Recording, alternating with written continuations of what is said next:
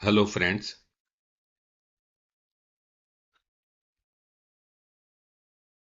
ये 12th standard accountancy Gujarat board के videos है। तो इसमें लास्ट मेरे वीडियोस में अपने सेक्शन सी सीखा था कि सेक्शन सी में 3 मार्कर के जो सम्स है, तो टोटल कैरिंग 12 मार्क्स, वो स- हमने लास्ट टाइम वीडियोस में देखे थे। अभी ये सेक्शन डी है। It is also of 12 marks, but these are the 4 marker sums. तो 4 मार्कर के जो सम्स है उसमें 2 सम गुडविल के आएंगे पार्ट 1 में से, और पार्ट 2 में से जो एनालिसिस ऑफ फाइनेंशियल स्टेटमेंट है उसका एक सम आएगा, रेशियो का एक सम आएगा, कैश फ्लो का एक सम आएगा। टोटल 5 सम्स आएंगे, उसमें से you have to attempt any 3 sums. तो अगर हम गुडविल के 2 सम और एनालिसिस ऑफ फाइनेंशियल स्टेटमेंट जो इजी है उसका एक सम अगर अटेम्प्ट करते हैं तो रेशियो और कैश फ्लो को तुम छोड़ सकते हो। तो late us see the sums of goodwill. Goodwill के सम्स हम देखते हैं। अभी गुडविल जो होती है पर वो क्या होती है, रेपुटेशन ऑफ द फर्म। तो फर्म की रेपुटेशन होती है, लेकिन जब रिकंस्ट्रक्शन होता है, एडमिशन होता है, रिटायरमेंट होता है, डिसोल्यूशन होता है, पर तो मिस या तो हम बिजनेस को सेल करते हैं, तो गुडविल जो है वो वैल्यू करना पड़ता है कि हमारे बिजनेस की गुडविल रेपुटेशन की वैल्यू कितनी है। तो there are different methods for the valuation of goodwill. There are total 5 methods. तो first method is a simple average method, simple average profit method. ये मेथड में हम लास्ट 4 या 5 ईयर्स का जो प्रॉफिट उसका एवरेज निकालते हैं, सिंपल एवरेज निकालते हैं, और उसके बेस पे 3 टाइम्स 4 टाइम्स पर एज डिसाइडेड बाय मैनेजमेंट वो हम गुडविल को वैल्यू करते हैं। सेकंड मेथड है वेटेड एवरेज मेथड। जनरली ये मेथड जब यूज होती है जब प्रॉफिट इंक्रीजिंग या डिक्रीजिंग होता है, तो लास्ट 4 या 5 ईयर्स का वेटेड एवरेज प्रॉफिट निकाल के उसके number of times, few number of time या नंबर ऑफ परचेस हम गुडविल डिसाइड करते हैं। नेक्स्ट मेथड है super profit method. Fourth method है कैपिटलाइज ऑफ प्रॉफिट मेथड, और फिफ्थ है capitalise of super profit method.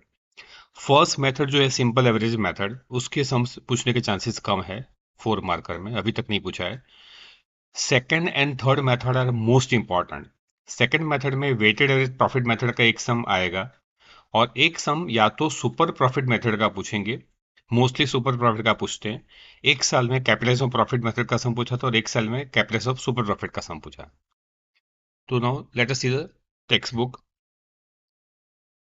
See the page number 104, Gujarat Board Textbook Accountancy, short sum of 4 marks. So question number 4. From the following information of Bhavesh and Vipul's firm, compute the value of goodwill on the basis of 4 years purchase of last 5 years average profit. अभी generally weighted average अगर होगा तो वो लिखा ही होता है, mention किया होता है वेटेड एवरेज यूज करना है। तो यहाँ लास्ट 5 ईयर्स का एवरेज प्रॉफिट निकालना है, सिंपल एवरेज, और उसका 4 years purchase means 4 times. Number of years of purchase जो लिखा होता है वो टाइम्स होता है, तो ये 4 टाइम्स गुडविल वैल्यू करेंगे हम। लेकिन पहले तो 5 साल का सिंपल एवरेज प्रॉफिट निकालेंगे। तो ऐसे हम टेबल बना के शो कर सकते हैं। तो step number particulars and amount. First step है एवरेज प्रॉफिट फाइंड करना, तो total profit upon number of years. तो ये प्रॉफिट का टोटल करते हैं तो 7,40,000 आता है, उसको डिवाइडेड बाय 5 ईयर्स, क्योंकि ये 5 ईयर्स दिए हैं। तो एवरेज प्रॉफिट आया 1,48,000। और अभी उसका 4 ईयर्स परचेज मीन्स 4 टाइम्स, तो ये प्रॉफिट का 4 टाइम्स है वो गुडविल है। तो goodwill equal to average profit into number of years of purchase. तो 1,48,000 इंटू 4, 5,92,000।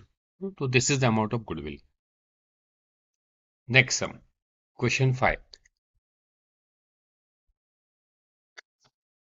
सेम टाइप का सम है जो क्वेश्चन 4 था उसके जैसा ही सम है। यहाँ पार्टनर का ओल्ड रेशियो डिफरेंट है, अभी they change the new ratio to 1:1। जब प्रॉफिट लॉस रेशियो चेंज होता है it is also called reconstruction, और रिकंस्ट्रक्शन के टाइम हम गुडविल को वैल्यू करते हैं, पर we are not concern with any old or new ratio in this chapter. Just हमको गुडविल की वैल्यू डिसाइड करनी है। तो therefore they decided to make the valuation of goodwill as per the partnership agreement. Value of goodwill is to be determined on 5 years purchase of last 4 years average profit. तो यहाँ पे last 4 years का average profit निकाल के उसको into 5 times करना है, 5 years purchase है। तो पहले हम सिंपल एवरेज प्रॉफिट निकालेंगे। तो average profit equal to total profit upon number of years, तो ये सबका टोटल करना है। Now if you see profit of 1516 is given in bracket, तो ब्रैकेट में जब कोई फिगर होती है वो माइनस की फिगर होती है, नेगेटिव फिगर होती है, तो लॉस है, इट इज अ लॉस। तो प्रॉफिट को हम प्लस करेंगे लेकिन लॉस को माइनस करेंगे, तो 60,000 plus 80,000 minus 20,000 plus 30,000 divided by 4, तो 1,50,000 divided by 4, 37,500 is the average profit. और उसका कितना ईयर्स ऑफ परचेज है, 5 ईयर्स परचेज, तो इंटू 5 करना है। तो goodwill equal to average profit into number of years of purchase, तो 37,500 into 5, amount of goodwill will be ₹1,87,500। Question 6, ऐसा सम कोई एग्जाम में नहीं पूछेंगे क्योंकि यहाँ खाली वेटेड एवरेज प्रॉफिट पूछा है, गुडविल फाइंड नहीं करना है। तो जस्ट ये फाइंड करने के लिए सम है कि how to find weighted average profit. अभी जब वेटेड एवरेज प्रॉफिट लिखा है तो वेटेड से हमको ये फाइंड करना पड़ेगा, और प्रॉफिट इंक्रीजिंग है तो इसमें हमको टेबल बनाना पड़ेगा 4 कॉलम्स। पहले 2 कॉलम तो दिए हुए हैं ईयर और प्रॉफिट का, क्रोनोलॉजिकल ऑर्डर में हमको ईयर लिखना है, पर अगर उल्टा ईयर दिया हो तो हमको सीधा करके लिखना है, प्रॉफिट को भी जो 13-14 का सामने जो प्रॉफिट है वही लिखना है, 14-15 का प्रॉफिट है वही लिखना है पर सामने। तो ये प्रॉफिट का कॉलम आ गया। अभी हम वेट का कॉलम बनाएंगे, तो weights, if weights are not given, they are given as 1 2 3 4 in chronological order. तो 1 2 3 4, अगर 5 साल का प्रॉफिट हो तो 1 2 3 4 5, और लास्ट में वेटेड प्रॉफिट। तो प्रॉफिट और वेट्स को मल्टीप्लाई करोगे तो वेटेड एवरेज वेटेड प्रॉफिट आएगा। तो 60,000 इंटू 1, 70,000 इंटू 2, 90,000 इंटू 3, 1,10,000 इंटू 4, तो ये जो आंसर है वो वेटेड प्रॉफिट आया, उसका टोटल करना है। और अभी स्टूडेंट्स मिस्टेक क्या करते हैं, ये टोटल को 4 से डिवाइड करेंगे नंबर ऑफ ईयर से, तो रॉन्ग पड़ेगा, क्योंकि वेटेड एवरेज प्रॉफिट की फॉर्मूला है total weighted profit upon total weights. तो 9,10,000 को 10 से डिवाइड करना है, टोटल वेट से डिवाइड करना है, तो you will get weighted average profit ₹91,000। और अगर इसमें गुडविल वैल्यू करना होगा तो ऐसा लिखा होगा कि 4 years purchase of weighted average, तो उसको इंटू 4 कर देंगे तो गुडविल का आंसर आएगा। ऐसा वेटेड एवरेज का एक सम एग्जाम में आएगा ही आएगा 4 मार्क का। See the next sum. अभी देखो, you can see this sum has been asked in the 4 years 2018, 22, 23, 24। ये चारों साल में इस टाइप का क्वेश्चन पूछा है जिसमें वेटेड एवरेज प्रॉफिट से गुडविल निकालना है, और गुडविल ये प्रॉफिट इंक्रीजिंग है, पर इंक्रीजिंग या डिक्रीजिंग हो और वेटेड एवरेज यूज करना है तो हम वेट्स तो 1 2 3 4 उसके हिसाब से ही देंगे। तो अगेन फर्स्ट स्टेप क्या है हमारा, कि हमको वेटेड एवरेज प्रॉफिट निकालना है। तो ईयर प्रॉफिट पर जो दिया हुआ है वो लिखना है, वेट्स के कॉलम में 1 2 3 4 5 लिखना है क्योंकि 5 साल का प्रॉफिट है ये, और वेटेड प्रॉफिट में प्रॉफिट और वेट्स को मल्टीप्लाई करो तो वेटेड प्रॉफिट आएगा। तो weighted average profit equal to total weighted profit upon total weights, तो 13,45,000 divide by 15। So answer is ₹89,666.666 recurring आता है। तो अभी हम डेसिमल पॉइंट में रखेंगे, लेकिन लास्ट गुडविल का जो आंसर होता है वो डेसिमल पॉइंट में नहीं रखेंगे, वो राउंड अप कर देंगे रुपीज में। तो गुडविल की फॉर्मूला है weighted average profit into number of years of purchase. तो ये वेटेड एवरेज प्रॉफिट है, उसको यहाँ क्या लिखा है, on the basis of 3 years purchase, तो इंटू 3 करना है। तो गुडविल का आंसर आएगा ₹2,69,000। तो ये इंपॉर्टेंट सम है जो 4 साल में पूछा हुआ है। क्वेश्चन 7। नाउ क्वेश्चन 8, ये भी 3 ईयर्स में पूछा हुआ है, सुपर प्रॉफिट के बेस पर ये सम्स है। तो एक सम इंपॉर्टेंट जो होता है वो वेटेड एवरेज प्रॉफिट का होता है, और एक ये super profit. Question 7, question 8, this two are very important.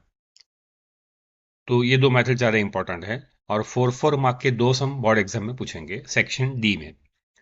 तो here there are 3 partners, they have changed the ratio from 3:2:1 to 1:1:1, but we have to decide goodwill on the basis of 3 years purchase of super profit। अभी super profit से अगर goodwill find करना है तो पहले तो उसके स्टेप्स क्या है वो देखने पड़ेंगे। तो सुपर प्रॉफिट की ये 6 स्टेप्स है, वो याद रखने हैं। तो सुपर प्रॉफिट में पहले फर्स्ट स्टेप है कैपिटल एम्प्लॉयड फाइंड करेंगे। तो capital employed is nothing but assets minus liabilities, पर एसेट्स भी दी होगी लायबिलिटी दी होगी, तो दोनों का जो डिफरेंस है वो कैपिटल एम्प्लॉयड है। या तो फिर total capital of all the partners. It is also known as capital employed. Second step expected rate of return, वो परसेंटेज में दिया होता है सम में 10%. फिर हम एक्सपेक्टेड प्रॉफिट फाइंड करेंगे, तो ये जो कैपिटल एम्प्लॉयड है उसके ऊपर ये रेट ऑफ रिटर्न 10% अप्लाई करेंगे तो एक्सपेक्टेड प्रॉफिट आएगा.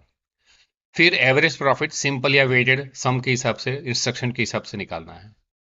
सुपर प्रॉफिट की फॉर्मूला है average profit minus expected profit. ये एमसीक्यू में भी पूछेंगे.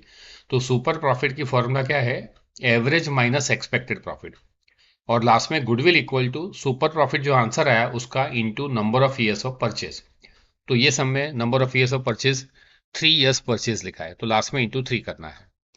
तो फर्स्ट स्टेप है कैपिटल एम्प्लॉयड, तो हमको ये टेबल के फॉर्म में दिखाना पड़ेगा. तो first step capital employed equal to assets minus liabilities. तो एसेट्स दिए 6 lakh, liabilities 2,50,000, 3,50,000 is a capital employed. Next rate of return, expected rate of return 10% sum में दिया ही है और वो दिया होगा. थर्ड स्टेप है एक्सपेक्टेड प्रॉफिट. तो जो कैपिटल एम्प्लॉयड है उसके ऊपर हम रेट ऑफ रिटर्न अप्लाई करेंगे तो एक्सपेक्टेड प्रॉफिट आएगा. तो 3,50,000 का 10% 35,000 रुपीज. Now average profit. अब यहाँ वेटेड एवरेज यूज नहीं किया है वर्ड, और ऐसे भी प्रॉफिट इंक्रीजिंग कंटिन्यूसली नहीं है. 80 के बाद 70 हो गया, कम हो गया, उसके बाद ज्यादा हुआ, तो सिंपल एवरेज यूज करना है. तो ये तीनों को प्लस करके डिवाइड बाई 3 करो तो एवरेज प्रॉफिट आया 80,000. नेक्स्ट स्टेप सुपर प्रॉफिट है. तो एवरेज और एक्सपेक्टेड प्रॉफिट ये दोनों का जो डिफरेंस है वो सुपर प्रॉफिट आएगा. तो average profit minus expected profit, इसका उल्टा नहीं करना है, ये याद रखना है फॉर्मूला. सुपर प्रॉफिट की फॉर्मूला है एवरेज माइनस एक्सपेक्टेड प्रॉफिट. तो 80,000 minus 35,000 rupees 45,000. So 45,000 is a super profit. अगर सुपर प्रॉफिट नेगेटिव आता है, इट मीन कि सुपर लॉस आता है, तो गुडविल जीरो हो जाएगा, लेकिन जनरली ऐसा कोई सम होता नहीं है. Next step goodwill.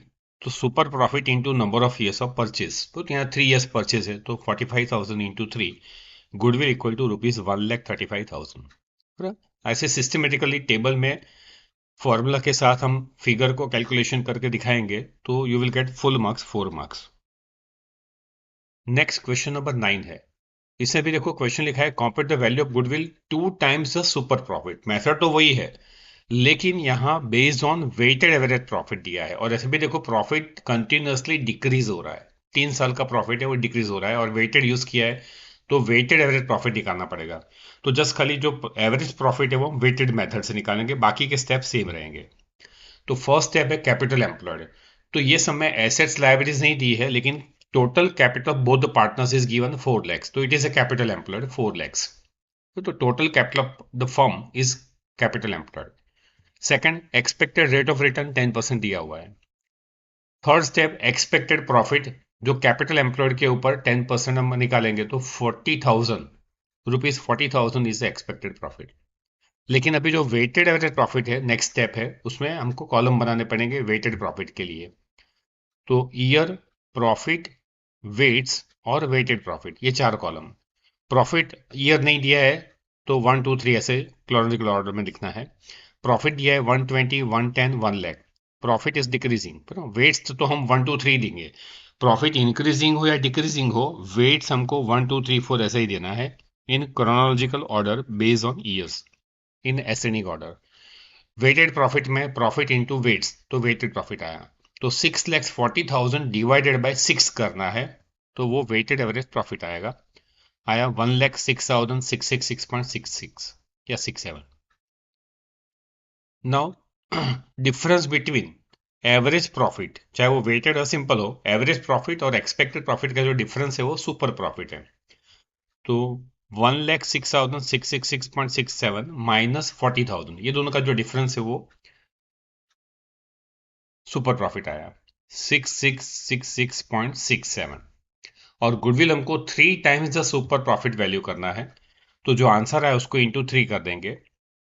तो super profit equal to number of years of purchase, super profit sorry goodwill equal to super profit into number of years of purchase. तो ये जो तुम्हारा प्रॉफिट आया उसको इंटू 3 टाइम्स करना, सॉरी 2 टाइम्स है, 2 times the super profit, तो into 2 करना है. तो यहाँ पर ये प्रिंटिंग मिस्टेक है कि जो डिफरेंस है वो 66,666.67 है, यहाँ एक 6 रखना रह गया है। तो उसके हिसाब से 66,666.67 को इंटू 2 करोगे तो गुडविल का आंसर ₹1,33,333 आएगा। लास्ट फिगर गुडविल की राउंड अप करके लिखनी है, उसमें डेसिमल पॉइंट नहीं लिखना है। तो ये वेटेड एवरेज प्रॉफिट का सम है जिससे हमने गुडविल फाइंड किया, लेकिन based on super profit. Next sum question 10। अभी ये नेक्स्ट मेथड है।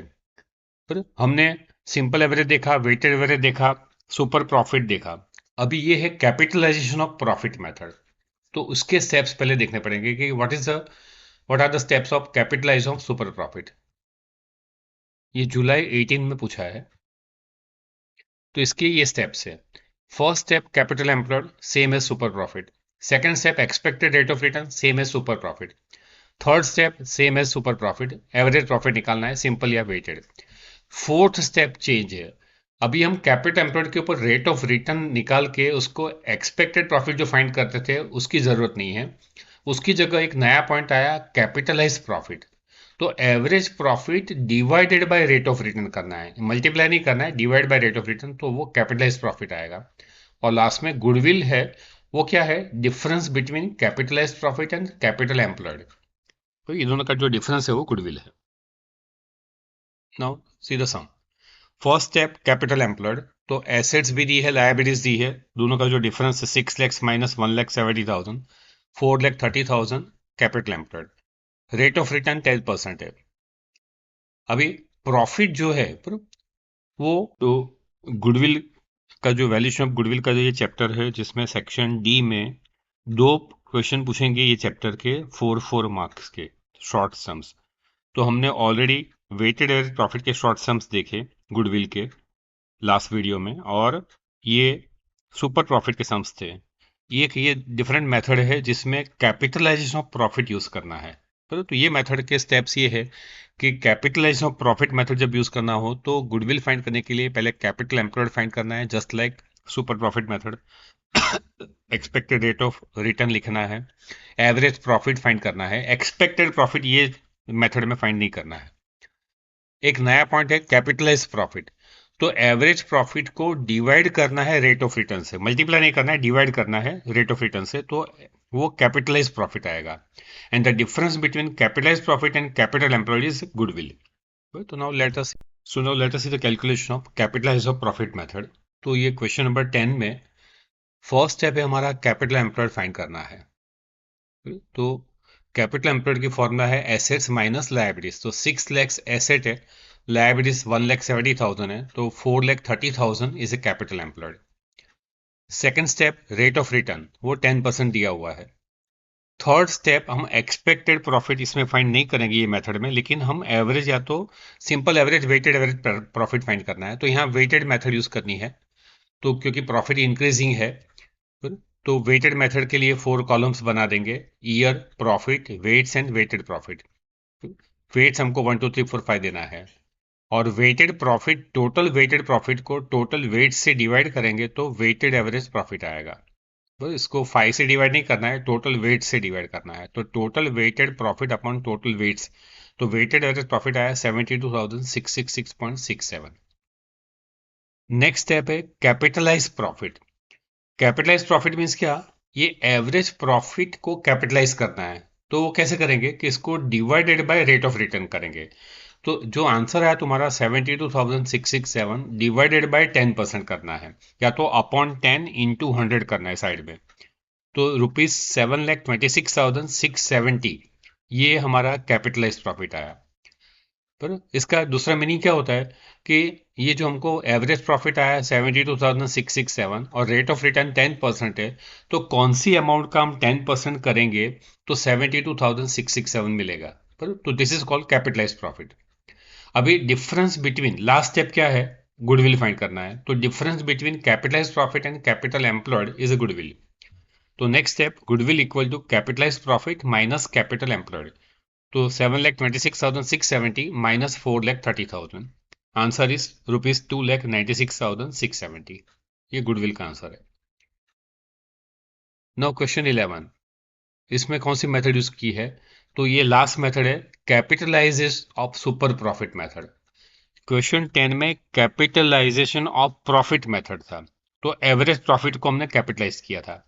अब यहाँ सुपर प्रॉफिट को कैपिटलाइज करना है, तो सुपर प्रॉफिट तक के जो स्टेप्स है वो तो सेम रहेंगे, खाली गुडविल का जो लास्ट स्टेप है वो चेंज होगा। तो इसके जो ये मार्च 20 में पूछा हुआ है, इसके स्टेप्स ये रहेंगे 1 2 3 4 5, ये सुपर प्रॉफिट के स्टेप्स है वो सेम रहेंगे, लेकिन लास्ट स्टेप में गुडविल की फॉर्मूला हो जाएगी super profit divided by rate of return. तो फर्स्ट स्टेप कैपिटल एम्प्लॉयड, तो वो दे दिया है सम में 9 lakhs, तो it is given. Second step expected profit, sorry expected rate of return 12%। फिर एक्सपेक्टेड प्रॉफिट, तो 9 lakhs का 12% करेंगे तो 1,08,000 एक्सपेक्टेड प्रॉफिट आएगा। फिर एवरेज प्रॉफिट, अब यहाँ वेटेड यूज नहीं किया है और प्रॉफिट इंक्रीजिंग भी नहीं है या डिक्रीजिंग नहीं है, तो इसलिए हम सिंपल एवरेज यूज करेंगे। तो ये 500 साल का प्रॉफिट को प्लस करके डिवाइडेड बाय 5 करेंगे, तो 7 lakh divide by 5, 1,40,000 average profit आया। नेक्स्ट स्टेप सुपर प्रॉफिट, तो एवरेज और एक्सपेक्टेड प्रॉफिट का जो डिफरेंस है 140 और 1,08,000, उसका डिफरेंस 32,000 सुपर प्रॉफिट आया। अभी सुपर प्रॉफिट मेथड की सम में क्या करते थे कि ऐसा लिखा होता था कि 3 years purchase of super profit, तो सुपर प्रॉफिट को इंटू 3 करते थे। यहां पर सुपर प्रॉफिट को कैपिटलाइज करना है, capitalisation of super profit method है ये। तो लास्ट स्टेप में गुडविल की फॉर्मूला क्या होगी, super profit upon rate of return, means 32,000 divided by 12%, percentage का साइन प्रेस करना है, या तो फिर 32,000 डिवाइडेड बाई 12 और साइड में इंटू 100। तो गुडविल का आंसर आएगा ₹2,66,667।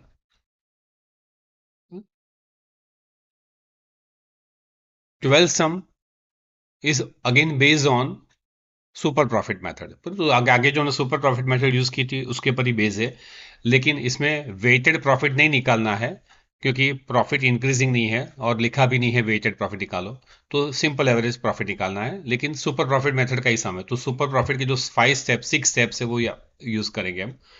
फर्स्ट कैपिटल एम्प्लॉयड 8 lakhs दिया हुआ है, एक्सपेक्टेड रेट ऑफ रिटर्न 12% दिया है, 8 lakhs का 12% करेंगे तो एक्सपेक्टेड प्रॉफिट आएगा। एवरेज प्रॉफिट के लिए तीनों साल के प्रॉफिट को प्लस करके डिवाइड बाई 3 करेंगे, तो 1,20,000 एवरेज प्रॉफिट आया। एवरेज और एक्सपेक्टेड प्रॉफिट का जो डिफरेंस है वो सुपर प्रॉफिट आएगा 24,000। और अभी गुडविल कैसे वैल्यू करना है, 2 years परचेज, तो 2 times, तो लास्ट में goodwill equal to super profit into number of years of purchase, तो 24,000 इंटू 2, गुडविल का आंसर आएगा ₹48,000। तो ये गुडविल के अपने जो सम्स देखे उसमें स्पेशली वेटेड एवरेज और सुपर प्रॉफिट मेथड के सम ज़्यादा इंपॉर्टेंट है, एक एक सम आएगा। तो 4+4 8 मार्क्स, ये अभी जो हमने सम सॉल्व किए उसमें से मिल जाएंगे, तो इसलिए इसकी प्रैक्टिस करनी है सेक्शन डी के लिए। और अभी सेक्शन डी में एक और सम करना पड़ेगा क्योंकि एनी 3 सम्स अटेम्प्ट करने हैं, रेशियो और कैश फ्लो हम नहीं अटेम्प्ट करेंगे, तो ऊपर के 3 सम अटेम्प्ट करने पड़ेंगे। तो तीसरा सम जो है वो सेकेंड पार्ट का सेकेंड चैप्टर है, एनालिसिस ऑफ फाइनेंशियल स्टेटमेंट। तो ये 4 मार्कर का सम है जिसमें या तो कंपैरेटिव स्टेटमेंट पूछे या कॉमन साइज स्टेटमेंट पूछते हैं। कंपैरेटिव में प्रॉफिट एंड लॉस का कंपैरेटिव स्टेटमेंट या तो बैलेंस शीट का कंपैरेटिव स्टेटमेंट, कॉमन साइज में प्रॉफिट एंड लॉस या तो बैलेंस शीट, लेकिन जनरली बैलेंस शीट नहीं पूछते हैं, अभी तक नहीं पूछा है। प्रॉफिट एंड लॉस अकाउंट का या तो कंपैरेटिव या तो कॉमन साइज स्टेटमेंट बनाना होता है। तो पहले हम ये देखेंगे कि comparative statement profit and loss का कैसे बनता है। तो देखो, ये एक पूरा फॉर्मेट है जो कंपैरेटिव स्टेटमेंट हमको बनाना है, बस ये फॉर्मेट बना के छोड़ दोगे यू विल गेट 4 मार्क्स। तो कंपैरेटिव स्टेटमेंट ऑफ पी&एल, और ये सीक्वेंस हमको याद रखना है कंपनीज फाइनल अकाउंट के लिए।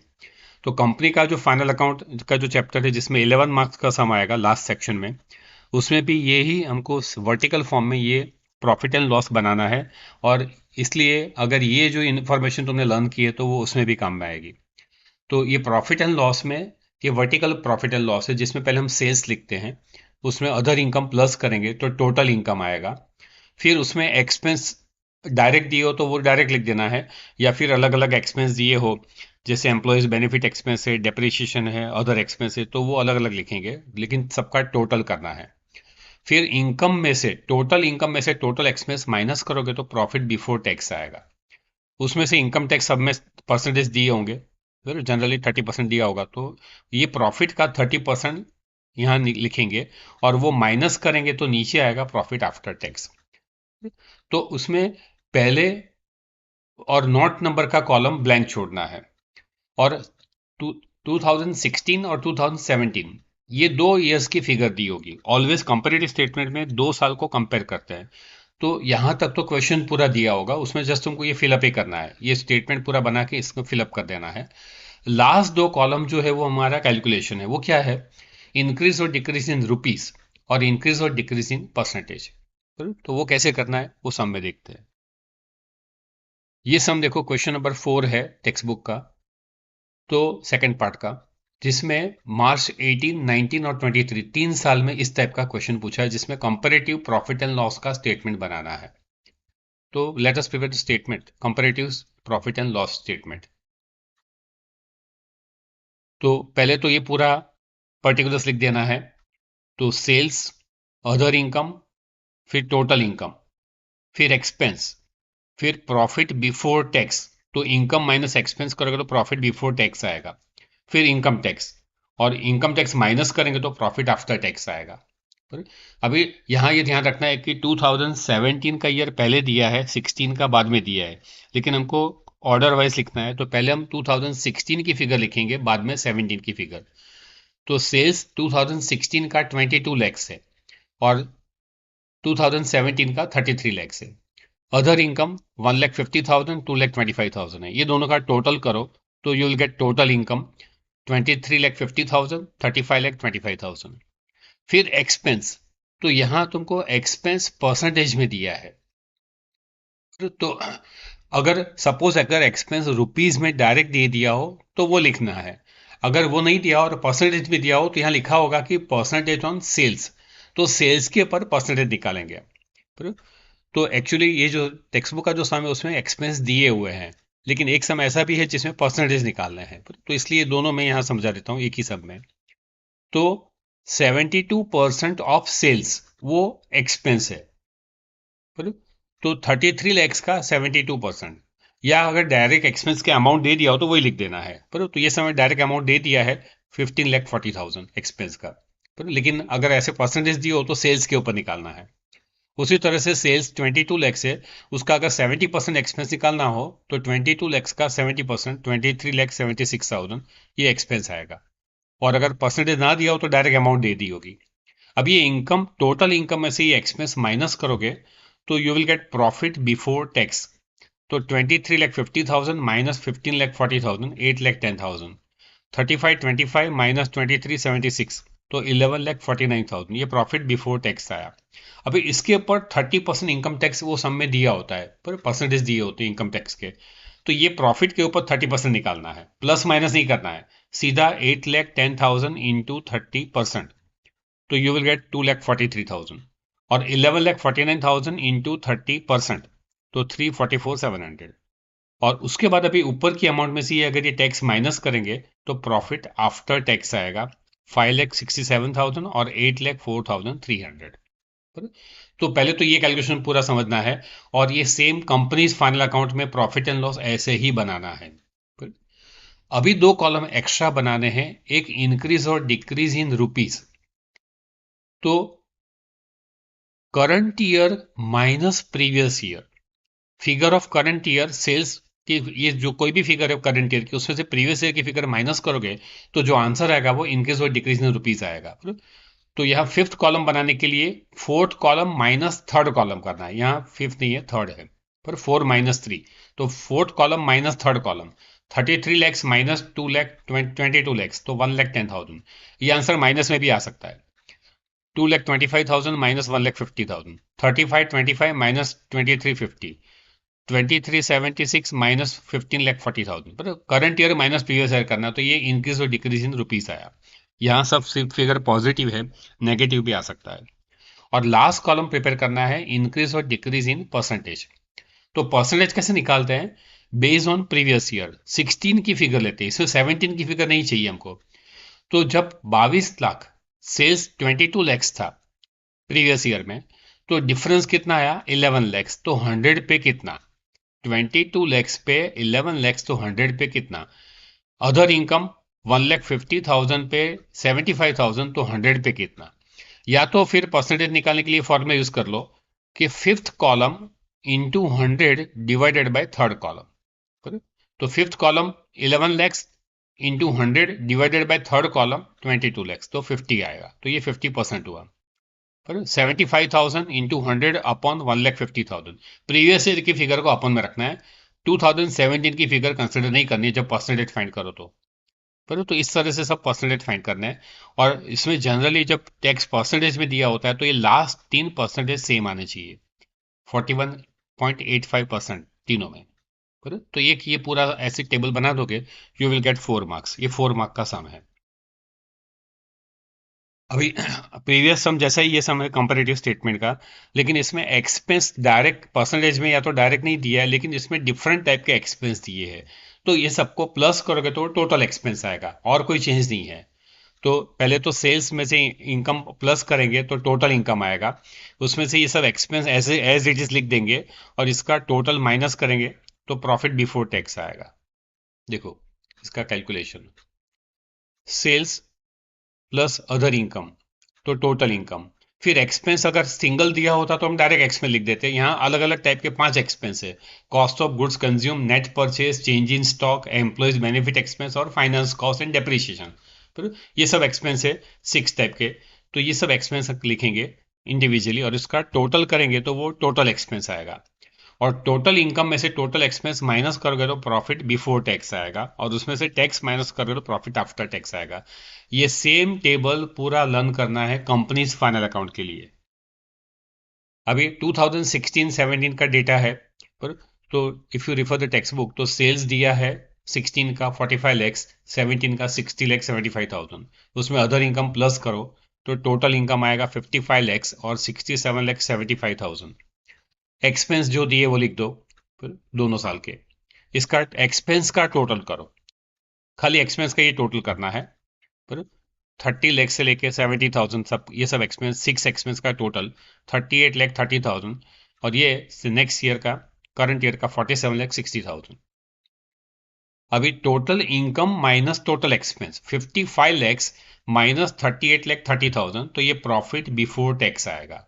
67,75,000 माइनस 47,60,000, तो 20,15,000।